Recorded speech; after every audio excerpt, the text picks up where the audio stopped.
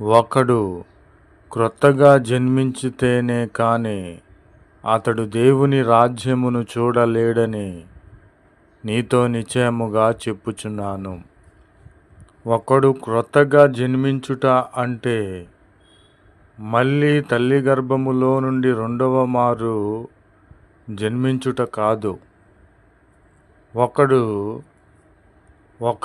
ఒకరు నీటి మూలముగాను బాప్తిస్మము మూలంగాను పాప క్షమాపణ నిమిత్తము బాప్తిస్మము తీసుకొనుట వలన దేవుని ఆత్మను పొందుకొనిన వాడు అయి ఉంటే వాడు క్రొత్తగా జన్మించిన వాడు ఆమె పరలోక రాజ్యములో ప్రవేశిస్తారని నిశ్చయముగా చెప్పుచున్నాను. కాబట్టి శరీర మూలముగా